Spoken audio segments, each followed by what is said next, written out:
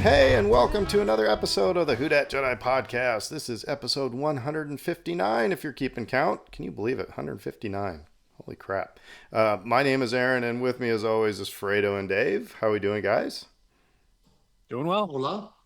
And we are joined tonight with a special guest. She's going to be our main topic of conversation because she's got a new con that is going to be coming into existence here. And we are with Martha Howard from Mobile. So how are we doing? Okay, good. Thanks for having me. Yeah, absolutely. Thank you for joining us in our little corner of nerddom here. So Fredo, you have a new background. You're in a if this was a video podcast, everybody, you'd notice that Fredo is like in a secure location or something, but he has Undisclosed location somewhere inside a bunker somewhere. Yes. and Except for a window. new internet freshly installed today. So yeah, so this is so everything's going Yeah, good with the move and everything. yeah. No. Slowly but surely, I didn't get everything I needed over the weekend. I'm probably still gonna have to move some stuff. I'm just gonna recommend if you're ever gonna move, don't do it in the middle of the rest of your life. Try to pick a period when nothing else is happening. You know, Because last week I was in the middle of nowhere, Texas, with 50 kids for a medical kids camp, and next week I got to fly out to Washington D.C. So in the middle of all that, yeah, pack up everything and move. when Brittany and I moved from Nebraska to New Orleans, it was like after we packed up stuff, we just like what we should have done. We should have just sold everything, every bit of furniture, and just like bought new stuff when we got down here, little by little, because it was awful. The best advice one of my brothers gave me as he was helping me was treat this like Spaceballs. Take only what you need to survive. Yes, You know. and and if So you I took haven't so I took the giant hair dryer. Yep. and if you haven't looked at something for 5 years, throw it away. That's our Yep. recommendations. Mhm. All right. So, and by the way, we got to talk some Saint stuff, guys. Bigfoot was sighted today. Mike Thomas was on Oh, the football field catching passes and such. So, what's the over under on the number of games he's going to play this year? What do we say? 7. I'll be up. The positive one, I'll say 8. Yeah. No prizes right here. Man, it's I don't know. I just hope he stays healthy. I hope the team stays healthy. But man, we need Mike Thomas, and if he wants to have any sort of career after this season, he needs to have a season. So anyway, um, so Martha, you're in Alabama. Yeah. Are you a Saints fan or not? Or are you some team in Florida or a fan at all? Hi, I'm a nerd. I don't do sports. I am completely lost when it comes to sport. Like, I am really, yeah, I'm a big nerd. I don't do sports at all. That's all right. That's all right. Never. I grew up in a house full of girls. It's just not something that my mom, though, is like a huge sports nut, but because my baby brother is, but I'm not. Right on. But, Well, go sports. we talk a little bit. I mean, being in New Orleans, it's kind of like Yeah. it's like the second commandment, I think. I don't know. I don't know what the first commandment would be, but anyway. So I tell you what, let's. Don't block it. What's that? Don't block anybody. Don't block anybody's driveway. Well, tell my neighbors. So anyway, all right. So let's get into some Star Wars trivia here. And Martha's joining us, and so the rules again is whatever question I see first, I have to read it. So even if it's like the easiest question in the world, um, but these are from episodes 1 through 6, and I have to put on my old man glasses to be able to read them today. All right, so Dave, we're going to start with you tonight. We're going to raise Martha's level of concern a little bit as we get these. Great. So, Awesome. all right. So this is the first one I see. Who crashes a speeder onto the streets of Coruscant, not far from the Outlander Club? So this is one of the more difficult ones. Who crashes a speeder onto the streets of Coruscant, not far from the Outlander Club? Was it Zam Wessel? It is Zam Wessel. Okay. So that was the most. That is one of the biggest like things that they offered up and then just dropped like a hot bag of rocks. Was I think she's a changeling. And you're like, ooh, what's a changeling? And then you see her change her face once, and then she's dead. And it doesn't matter for the rest of the story ever. So why did you make her a changeling? If all she's going to do is go "Rrr" to Anakin. Sorry. To up the danger. He didn't need it. He was hanging on the edge of a speeder like 1,000 feet in the air. All right. Anyway. All right. Oh, Fredo. Man, here comes the softball. It's the first one I saw. Who at the Jawa sale tells C-3PO to shut up? Who at the Jawa sale tells C-3PO to shut up? That would be Uncle Owen. Oops, I just hit my microphone. Yes, it would be Uncle Owen. It would be Uncle Owen. I didn't realize it was called the Jawa sale. But hey, whatever. All right. Is that what they call it? I've never heard that. I'm not gonna lie. No. All right, Martha, here's to you. It's your turn. Oh boy. Who's R2-D2's opponent in the game of Hollow Chess? Oh, it's Chewie. No, I'm sorry. The answer is Chewbacca. We have to go with the full name. Yes, that is. You are 100% correct. See, you got the easy one for the game. I Hey. thought Fredo's was easy, but no, that was a good one. All right, and for me, who was the last of the Separatist leaders to die? That would be That's easy. Newt Gunray. The question should have been name 2 other Separatist leaders who died. Yeah, that would have been a little trickier. That would have been more Newt- difficult, right? Yeah, Newt's the guy everybody knows. So we're Best name ever. So we were talking earlier, well, before we got on, started recording, because we were talking about how, nerdy we are. And Fredo, said, okay, so what's the number of the trash compactor?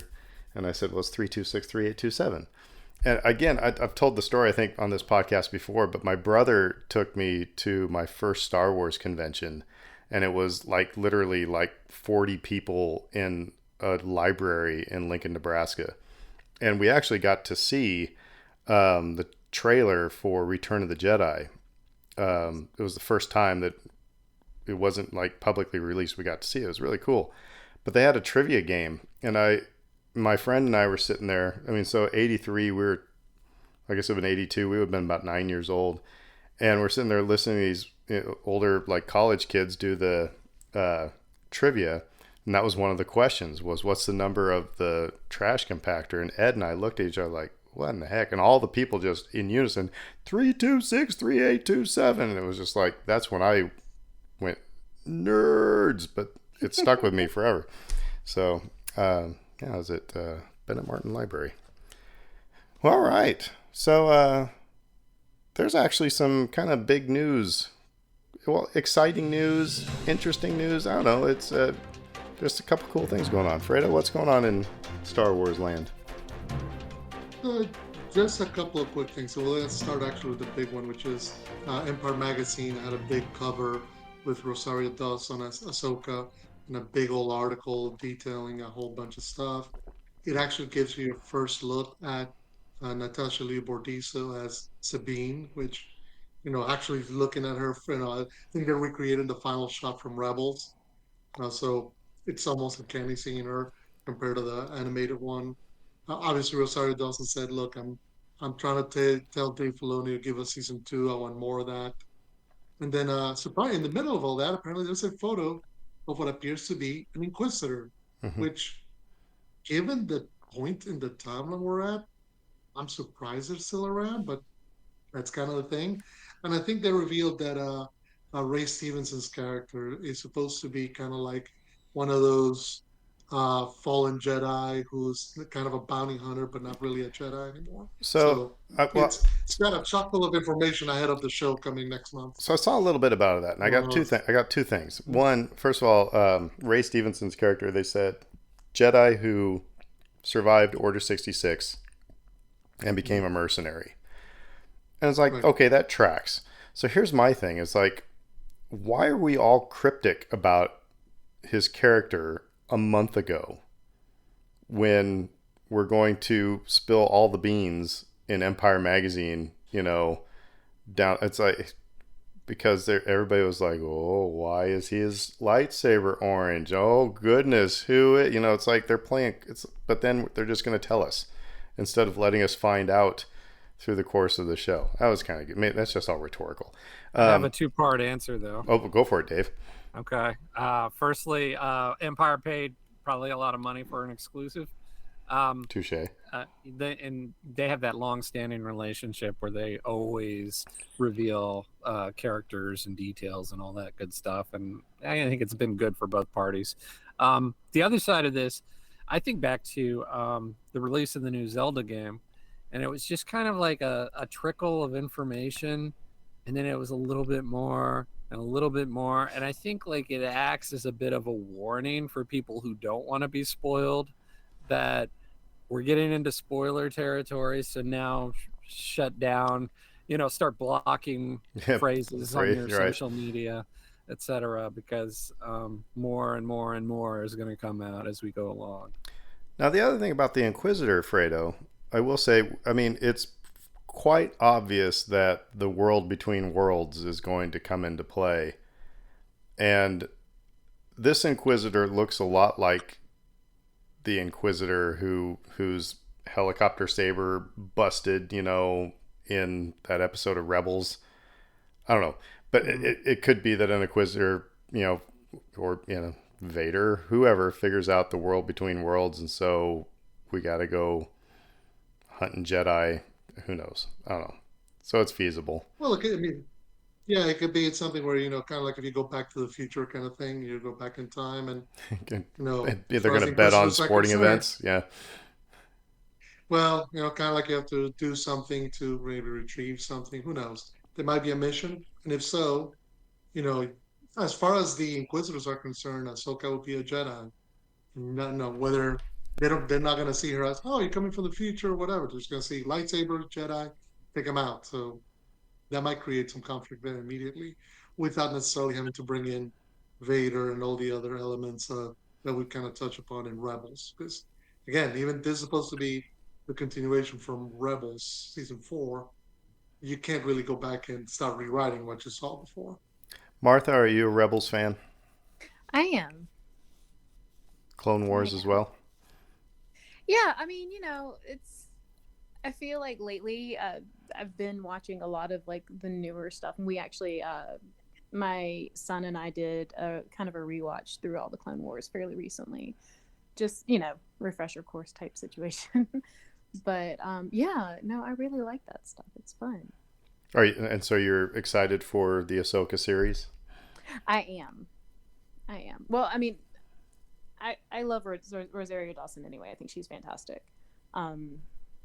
She's just a lot of fun. But yeah, no, I think I am. It's funny because I'm reading. I read a post from Ashley Eckstein on Instagram. She talked about people's journey with the character of Ahsoka. And I mean, I went on that exact same journey. It's like the first time I started watching Clone Wars, and it was like, Anakin Skywalker has a Padawan, and it's an annoying little kid. It's like, I went, and then she became, I love the character. It's one of my favorite characters now in Star Wars. So it is interesting how I think they wrote it very well. And yeah, I mean, Rosario Dawson, I think, fits what you would think of more mature, older Ahsoka. Yeah, no, she's a great fit. I think she's got like, I don't know, there is a almost like I've seen too much, like I'm too young to have seen all this, like that just kind of like lives in Rosario Dawson, and I think she's great at that. Self-actualized. would be how I would describe her. Like Yeah, she's just like, I'm here, Like yeah. I've seen, I'm me, and that's enough. But it's tough not to when I see her in the Ahsoka get up to like start hearing some of Becky's lines from Clerks 2. Okay, but So that's a great movie. Yes, it is. but True story. That's how I met my wife. So That's amazing. Clerks too. See, so the first time I saw her on screen, we started singing from Rent. So because she yeah, was that's Mimi in right. Rent. So immediately, my daughter is like, she starts singing out tonight, and I'm like, yep, that's about where we are. Yeah. So, So, but no, the images look cool. I agree with you. I mean, Sabine looks great. Um, Man, people are getting really nitpicky on how apparently Ezra's lightsaber looks different than it did in the cartoon. It's just like I want to bang my head on the table. It's like, come on. I still like what Dave Filoni and Jon Favreau talked about with the dark saber in The Mandalorian. Said, you know, the animation is kind of like an interpretation of the real thing, so they can't look carbon copy of one another. yeah, Um, but man, people are getting that nitpicky to say the emitter. It wasn't even that's the lightsaber. It was the emitter. yeah, So that's a pet peeve of mine. I'm a cosplayer, so the idea of taking an animated thing and turning it into a real thing, like I understand that there's, you can't do it perfectly because it's an animated thing, and that the fact that people struggle with that just drives me up a wall. well, we'll talk more about cosplaying here in a little bit. Fredo, I hijacked your news segment. So what's next? No, Tell no. us The tell other us bit of how news Mark this Hamill week. is lying through his teeth. So, Hollywood Reporter was interviewing Mark Hamill about he's got a movie just came out called The Machine, where he's actually partnering with, and it's an action movie, weirdly enough. Anyway, Well, more so of a in the middle of all that, comedy, this right? action comedy, Yeah, with Yeah. this big, wrestling dude or whatever.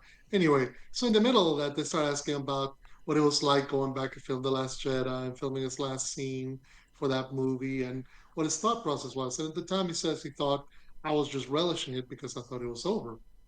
So then, based on recent news, they started talking about the more recent events, where they've de-aged him using CGI technology and a stunt double to recreate young Luke for Book of Boba Fett and The Mandalorian. So they asked him, do you expect some more Force ghosting at some point? Meaning, do you expect to see him as the Force ghost that we saw in Episode 9 whenever the Rey Skywalker movie comes out in a few years? His answer is, quote, no, I don't have any expectations of that happening, end quote. Now, he's saying that now in 2023, that movie comes out in 2026. What's he It's, gonna say? You know, if they tell him, we need you for a scene, just come in, put on the costume, get them hair and makeup done, and, walk on set. You know, Mark is one of those guys who's very much old school actor. It's like, okay, I got to go to work. So, I wouldn't be surprised if his no is not a definite no. another podcast I was listening to, they're actually talking about they took it to, um, will he? Okay, so they asked specifically about playing a Force ghost. And he said, no, I don't expect that. But did they ask him anything about like doing any sort of more like of the de-aging stuff because of Filoni's movie? I don't think Luke Skywalker needs to be involved in whatever happens in that Star Wars Avengers type thing. I think you have enough um, characters that we don't need Luke. But they've already been down that road, so you know, do we expect him in maybe that one?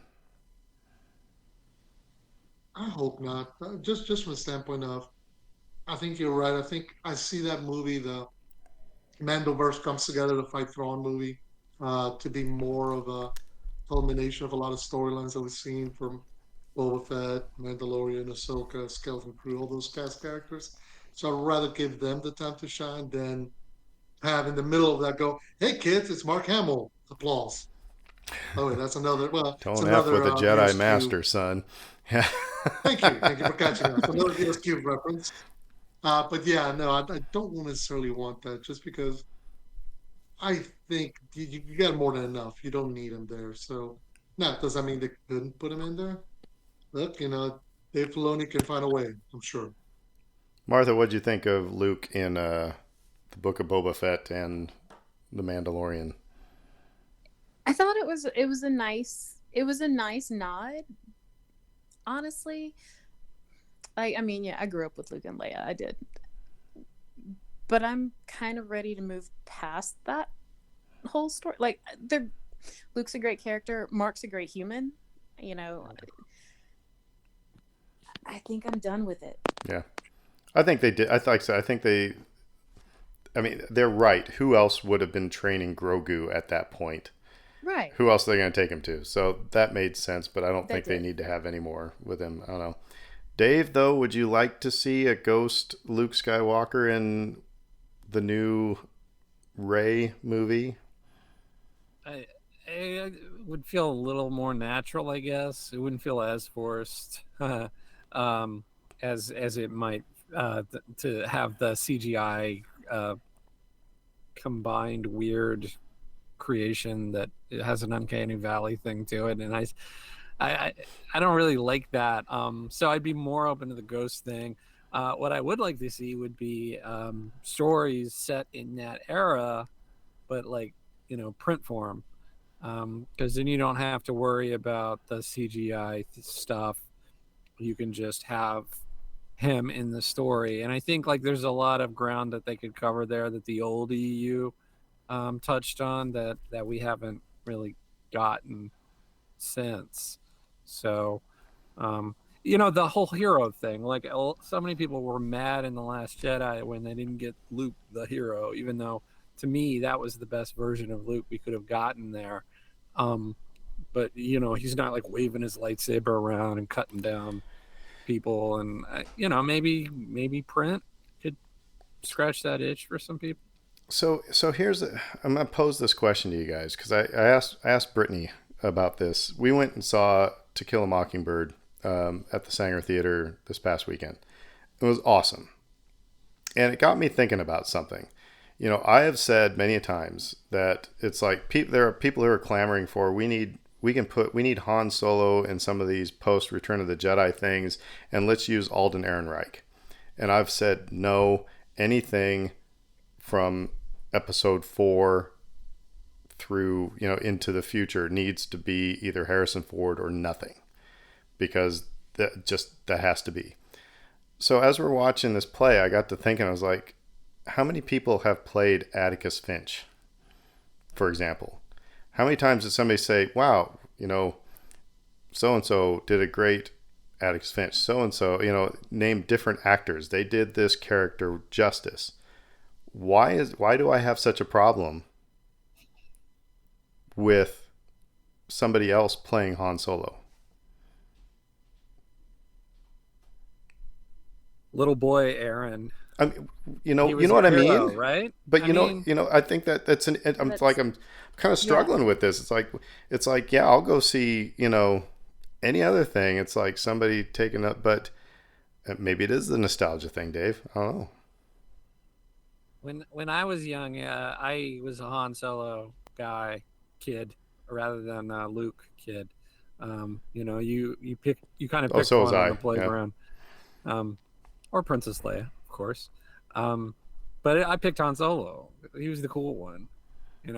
He was always the cool one, and so like, yeah, he's on a pedestal for me too. But And I guess even Indiana Jones too. I don't. Maybe but there's even something about Harrison Ford. I don't know that guy.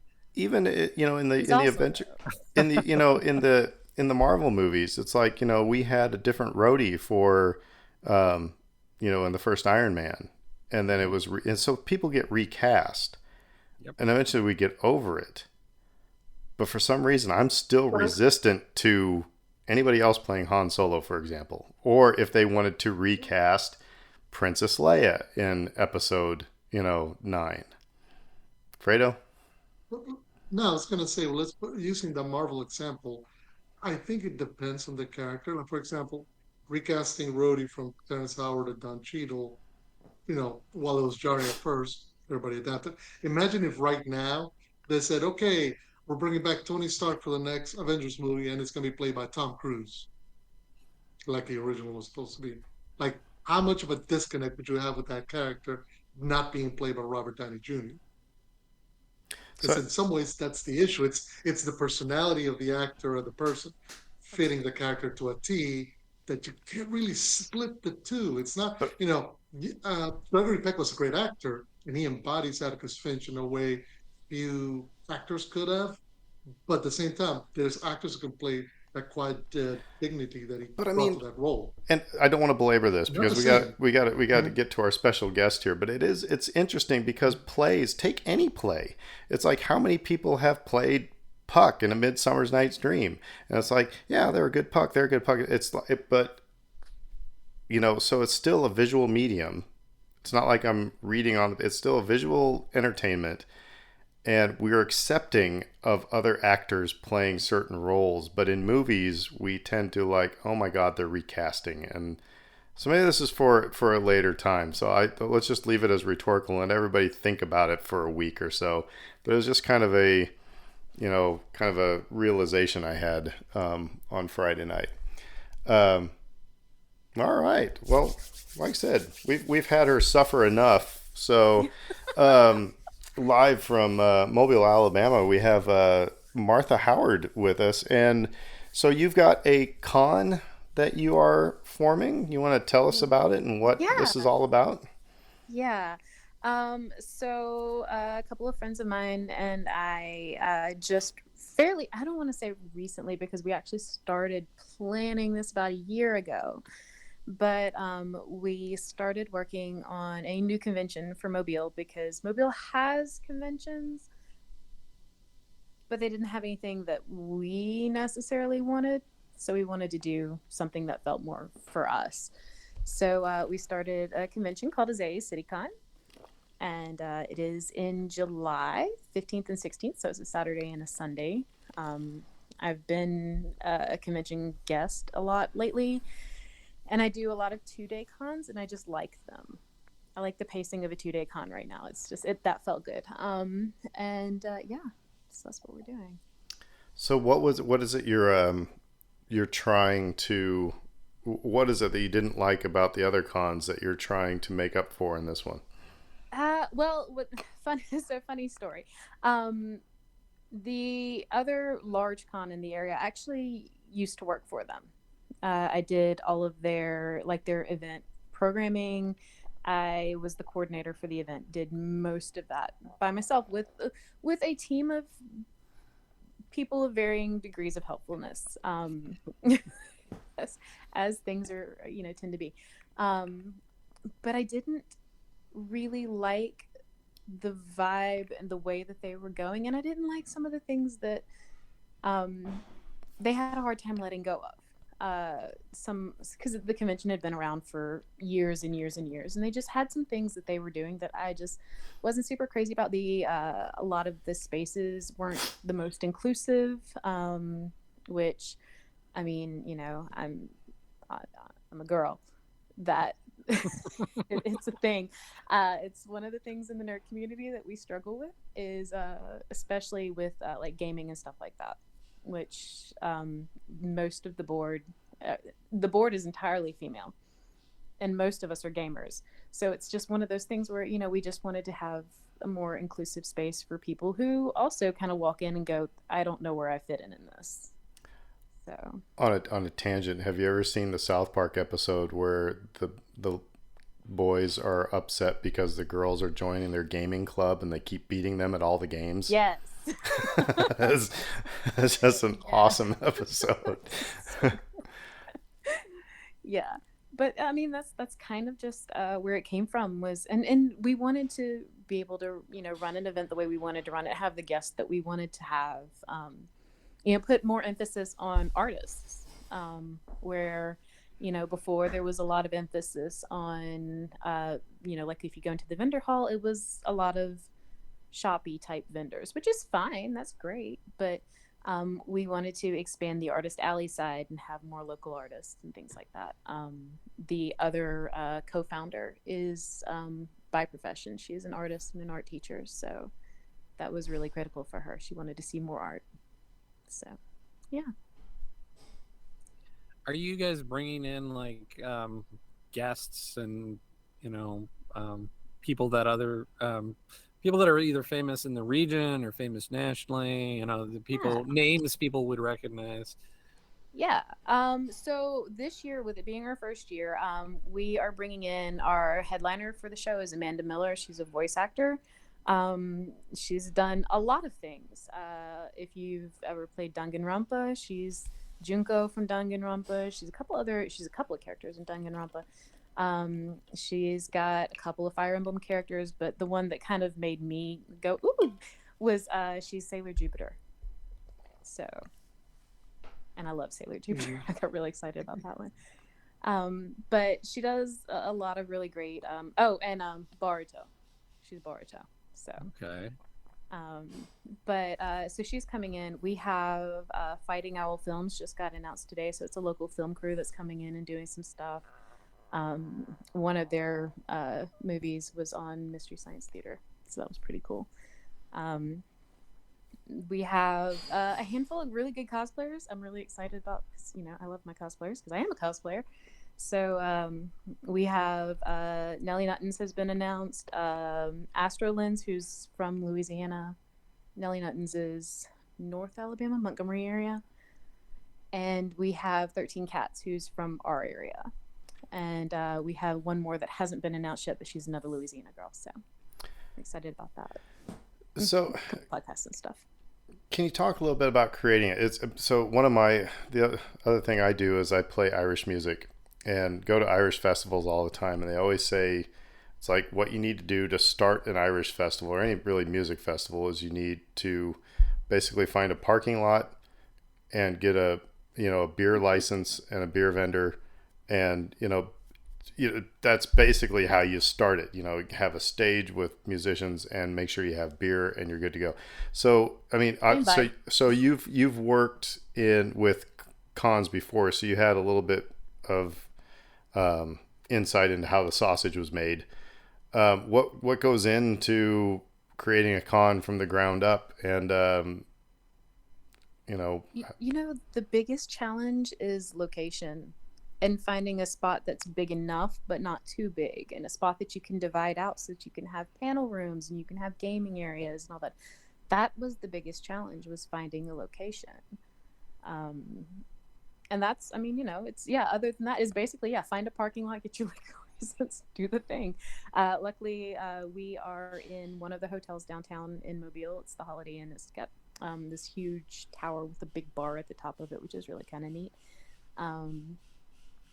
And so we're kind of lucky in that sense. I love hotel-based conventions where you can kind of like book a room and just stay in it. So I'm going to I will say I've been to a couple Star Wars celebrations, and of course Wizard World when it was in New Orleans, and now it's called Fan Expo.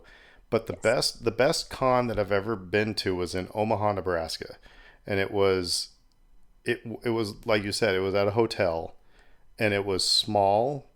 But they had events where it's like, I paid for the VIP badge, which wasn't all that much money. But what it got me was like, it was like you had a meet and greet with, the celebrities that they brought in. So I shared a beer with the guy who played Logray, the Ewok from Return of the Jedi. Sat down talking to the guy who played Leatherface. It was, you got to interact with folks. You got to, it was the more intimate thing. It was by far the best con I've been to because of that. It's like some of the smaller Irish festivals like I talked about are great. And then you go to the big ones and you lose that connection. Yeah, that's one of the things that we felt really strongly about, was that we wanted to do, and particularly a hotel-based con. That was one of the things that we really wanted to do, because it does kind of, it's like everybody's having this little mini vacation all at once together. And so it's automatically like more family vibe. Like, everybody's your new best friend and you're all going to hang out all weekend. And I love that. I think it's really good. I think it's really It's good for the community. I like a smaller event. I like coming in and meeting new people, and then all of a sudden you've got buddies for the next show. And that's really hard to do at bigger ones. But those little hotel cons, oh yeah. Yeah, just right quick, I guess this is one of the advantages of doing your own con is that you can set your own time, location, guest list, rules. Yeah. So can you speak about some of that? Just the benefits of getting to, hey, I know it's gotta be my own party and I'm sure it's gotta be a lot of work, but you also get to set it the way you want it. Exactly. No, it is a lot of work, and I'm the first one to say it is a ton of work. And I have a great team. That's one thing that I'm really, really blessed with this time around is in the past I've been the one doing a large portion of the work. And this time I'm always like, did I forget to do something? Because I'm not doing something right now, but everyone's got their little piece. That generally happens like Love 2 o'clock in the morning and you wake up and go, oh crap, did I forget to do? Exactly. And it's really kind of nerve-wracking because I'm like, we're what, a month and a half out and I'm not busy. Like, it's really amazing. But it's because my team has done a really good job with the divide and conquer thing. And I straight up say it's because we're all a bunch of women. We know how to do that. It's just like, get it done. Fair enough. Yeah. There are no egos. Everybody just jumps in and does their job. It's great. So you've mentioned cosplaying a couple times. Yeah. Obviously, you see my Stormtrooper helmets all over the place. I'm a member of the 501st, so I have Snowtrooper armor and actually it was because of I went to Star Wars Celebration. I was thinking about this earlier today. Went to Celebration 2 in Indianapolis, and I'm horrible at saving money. And but I saved money to buy my plane ticket. I was a teacher at the time, so I really had no money, but saved my gig money and my lesson money and stuff like that to buy a plane ticket and hotel and go to this thing. And my brother met up with me, and the 501st was doing security, air quotes. They're basically, okay, don't go here. And I was like, this is awesome. So I came back, and my wife and I were taking the dogs for a walk, and I said, I'm so proud of myself that I saved money for this thing. I think I'd like to, save and get my own Stormtrooper armor. And my wife said, well, it's your money. And then quickly went, but maybe. I was like, nope, too late. It's on the table. So, but since then, I mean, no, she's been great support for all this. She supports my nerddom. But what cosplaying things do you do? And talk to us about that part of your life. Oh, it's so much. So that's really where like my nerd cred, I guess, exists, is in the cosplay world. I've been a professional cosplayer since 2016. So at this point, I have something like 70 or 80, I don't know. I stopped counting at some point, costumes that I've done. I do a lot of charity work. I do a lot of cosplay events. I do a lot of conventions. I judge a lot of costume contests. And I do everything from, I do gaming, I do horror, I do classic comics. I'm kind of having a run right now of, and I don't know why, it's happening that way. I think I'm hitting all of the 90s cartoons redheads right now. So I'm just going down the list and just checking them all off. So like I've done Rogue from X-Men and Poison Ivy from Batman the Animated Series. I just did April O'Neil. Like I'm just like seriously just going down the line and checking off the redheads. So but yeah, I've done a couple of Star Wars costumes, not as many as I would like. I did Mara Jade. Mara Jade's the one that's like my comfort cosplay. Okay, so pause right there. Are you hoping that you're going to see Mara Jade in any of the Ahsoka series, since we're going to see Thrawn and everybody's talking about the Filoni movie being called Heir to the Empire? Are you hoping that you'd see Mara Jade or not? I don't want to hope because I feel like that hope already got crushed. When George Lucas said he didn't like her? Yeah, I feel like it got crushed, and I'm like, man, I love Mara Jade. So I'm trying not to get my hopes up on that one. I would love to see it. I would absolutely love to see it, but I don't know. I've already gotten my little feelings stepped on that one, so I'm a little hesitant. But what if let's give you your present. Mara Jade is in the movie that's coming up. Let's say there, but there are differences from the Zahn trilogy. So yes, it's Mara Jade, but no, she's not into Luke. Luke's nowhere involved, or there's, like I said, subtle changes here and there. Would that bother you at all? No, I don't think it would. I really don't. I'm sitting here going like, what could they do that would really bother me? And I don't think it would. If it still felt like her as a character, if it still felt like the essence of Mara Jade was in there, I'd be okay with it. I mean, I think that you would have to change some of those details because they just don't work anymore. So cool. So I stepped all over. You were talking about cosplaying. What other Star Wars cosplay do you have? I do just a generic Sith. I did that. I threw it together one year for Dragon Con, so I'll do that occasionally. I have been trying to talk myself because I am a seamstress. That's where my happy place is I like fabric. And I have been trying to talk myself into some of Padme's dresses. But I'm like, if I'm going to do them, I'm going to do them to Rebel Legion standards because why not? But that's just a lot. Those are really complex. The 500. She had a whole, The she had a 500. whole team. 500. Yeah, that's exactly. They have an entire team to do these costumes with, and I am one human. Right. With a handful of sewing machines, admittedly, but still just one human. And a full-time job. That's not that. So, but yeah. Yeah, the 501st and the Rebel Legion, they get persnickety about, and I mean, very. I understand, but but it is like there's been times where it's like my first, when I got my TK armor, I remember I was so happy that I'm like, yeah, I'm trooping with the 501st. This is fun. I'm in my Stormtrooper armor, and another guy comes up to me and says, "Those aren't the right buttons." It was like, "Hi, I'm Aaron. Nice to meet you." It's like it wasn't like, "Hey, buddy, nice to see you." And now your buttons. It was just those are the wrong buttons. I'm like, "Gee, Christmas, we're grown people dressed as stormtroopers here." It's like, can you cut me a little slack? But I mean, like I said, so it is. I understand, but it's intense. But I get where they're going with it. But yeah, it's intense.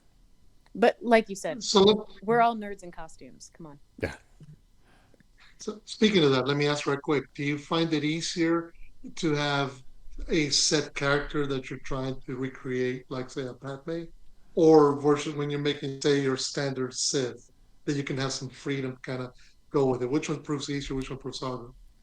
It's always easier, I think, to be able to just kind of create something from your own little brain. Because who's to say that if this piece goes wildly different from what I originally imagined it? No, it didn't. You don't know. So, it's that there is a creative freedom there that's really neat.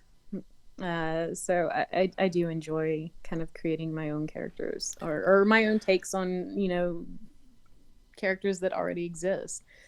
I like swapping things around and doing fan art and all that kind of stuff. So that's why I kind of like the Mando mercs, because it's like they seem to have a little bit more freedom in.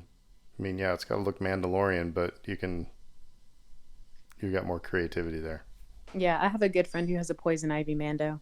It's kind of amazing. Nice. Oh, cool. Sounds good. Yeah, the Mandos are fun.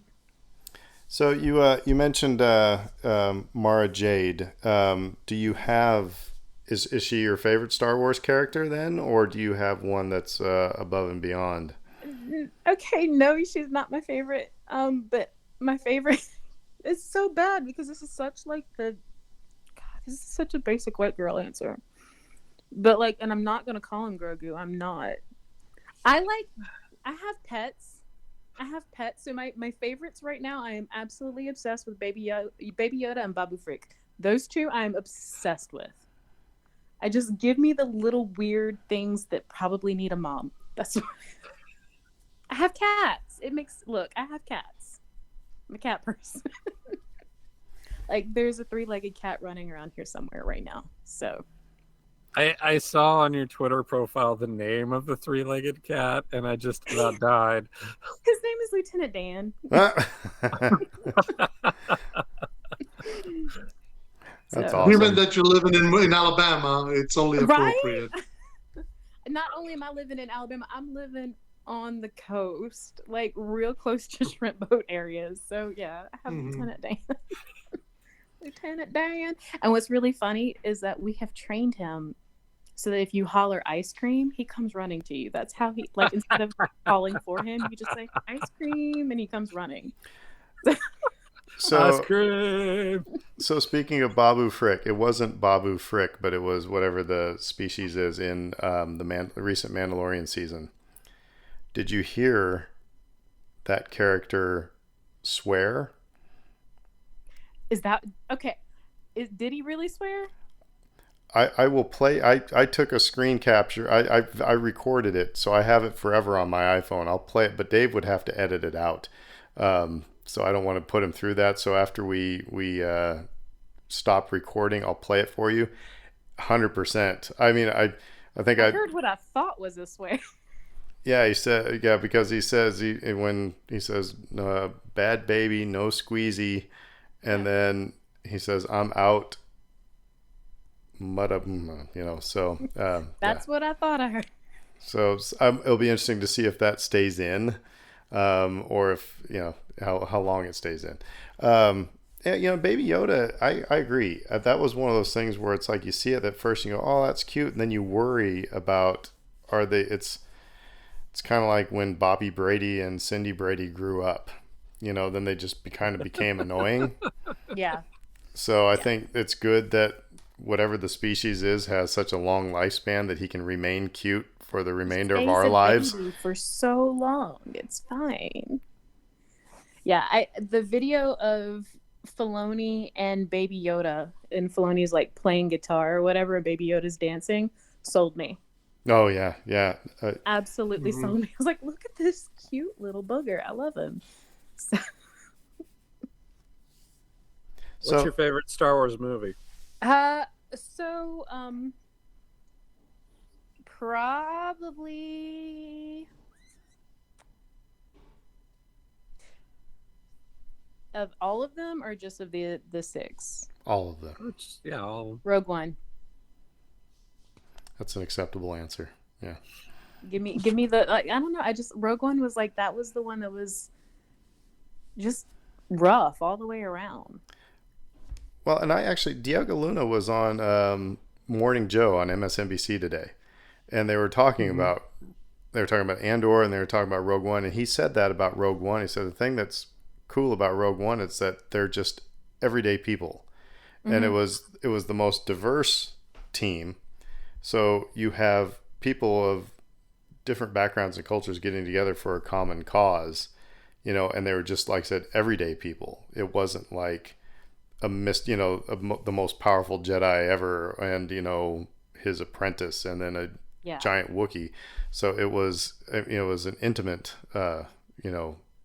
movie. Yeah. So it's nice. It's nice to get away. I'm a gamer at heart, and particularly I love Dragon Age from BioWare because I'm a total nerd.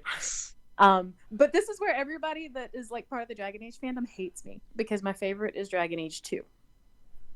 And the reason that that's a bold choice. It is a bold choice, but I love it, and I will fight anyone on it. But the reason that I love it is because in the other two games, you are the chosen one that is there to save the world.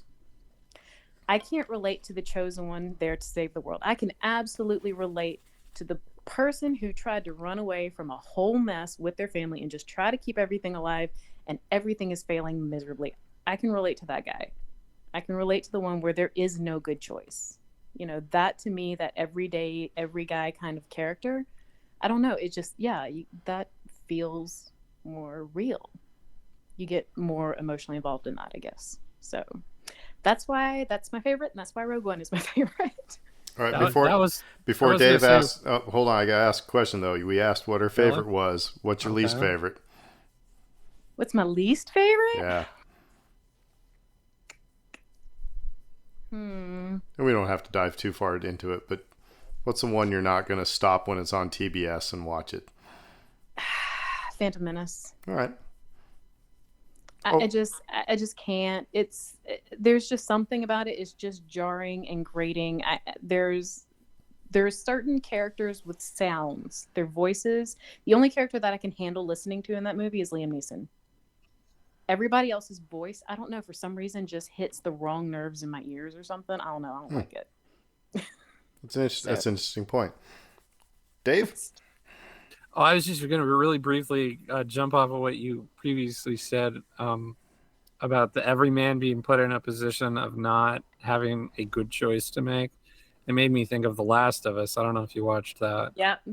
Yeah.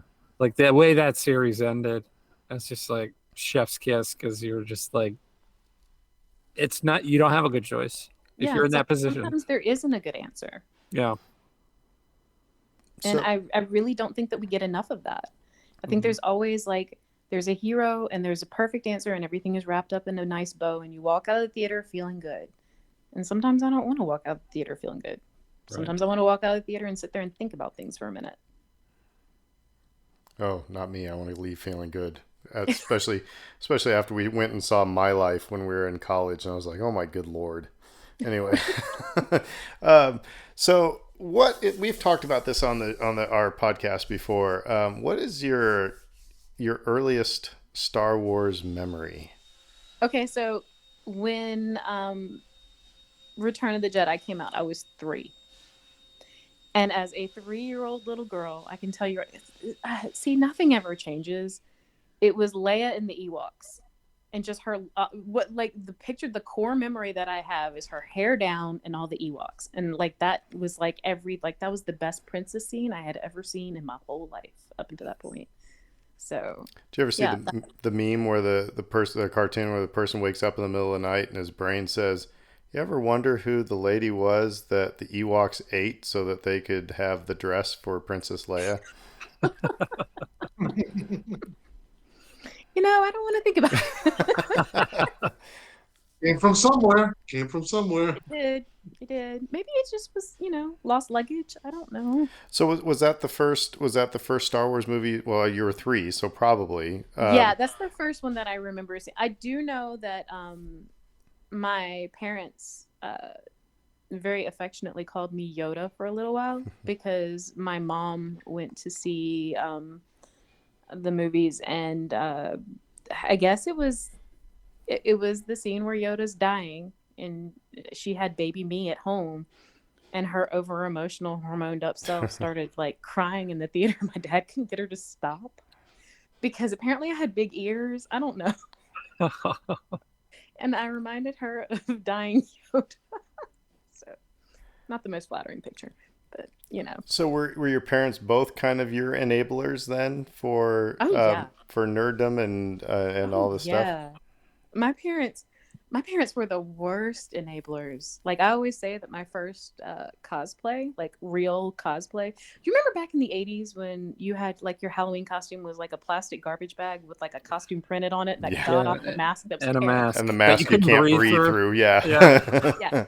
I wouldn't do it. I absolutely would not do it. So I was like, I want to be She-Ra, because I was having this moment when I was 6 and I wanted to be She-Ra. And I insisted on a screen accurate She-Ra, and my mom's a seamstress and my dad is a really fantastic woodworker. And she made the costume and he like did a little balsa wood sword and crown for me, and I was like in it. And it was like a legitimate, like to this day I would have been like, okay, I would have seen that at a convention, no doubt. So I call that my first cosplay. But yeah, I was 6 and they were absolutely my enablers.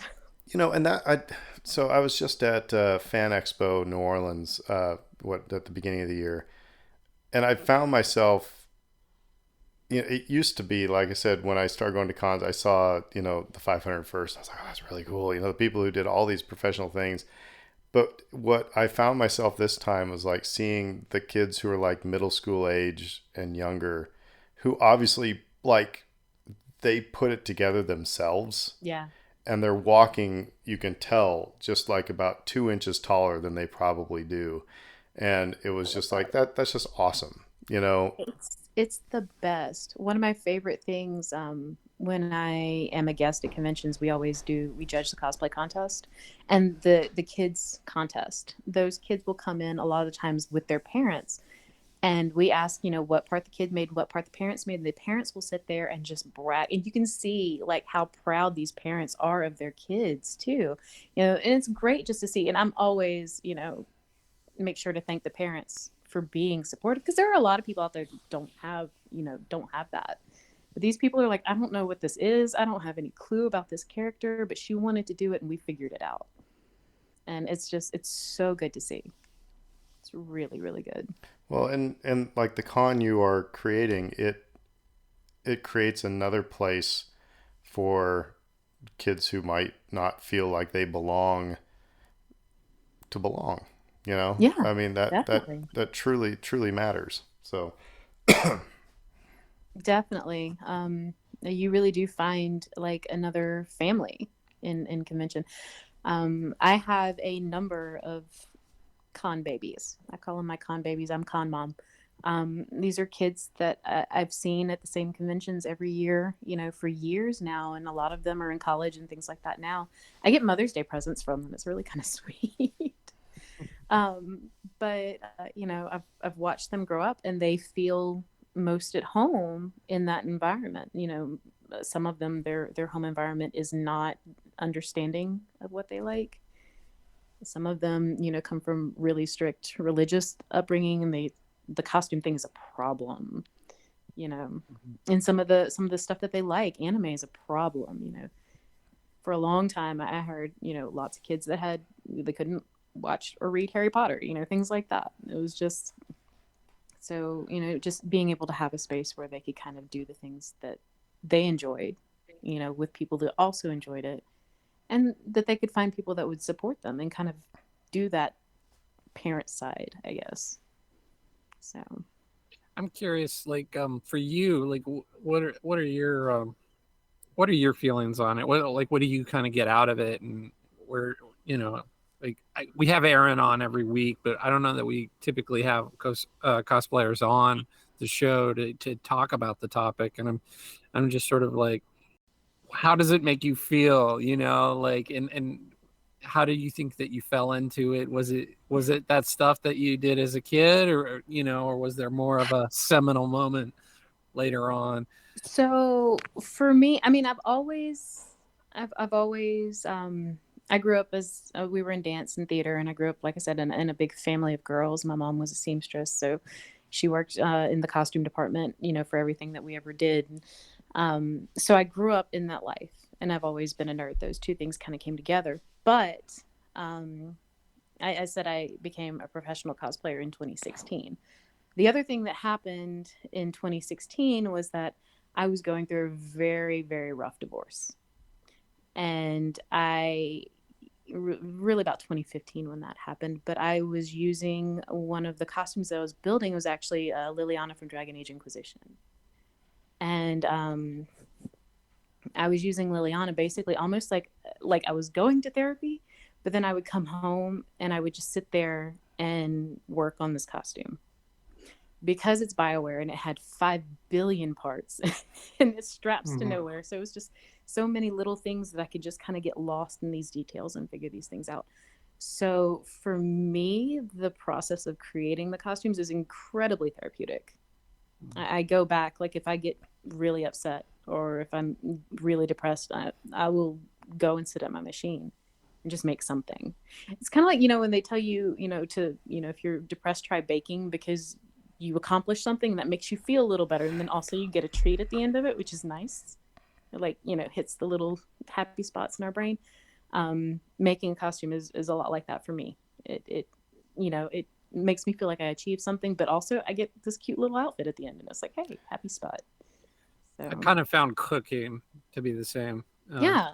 there's You know, it can be just such a nice thing to just you lose yourself in because it demands Yes. your attention, and then again, there's a tangible reward at the end. Yeah. there's it for me it first of all, it's just like you feel 10 years old again. It's like, and I'm a stormtrooper, But then when I'm trooping and a little 4-year-old kid comes and gives you a hug, it's just like, all right, this is really cool. And I may have shared this story before. We were waiting to march in some parade, and one of the guys who was dressed as a stormtrooper with us is totally deaf, and this mother came over with her kid, who was in one of the marching bands, who and kid wanted to see there was 2 stormtroopers and Darth Vader, and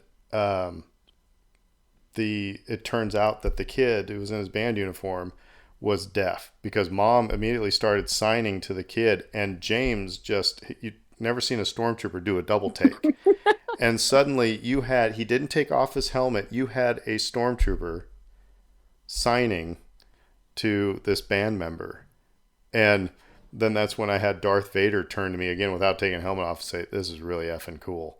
Because it's like those connections that are made, and because when you're in this cosplay, you become, again, more approachable. You become somebody that a kid can relate to. And when they, just bringing that little bit of joy makes it all worthwhile.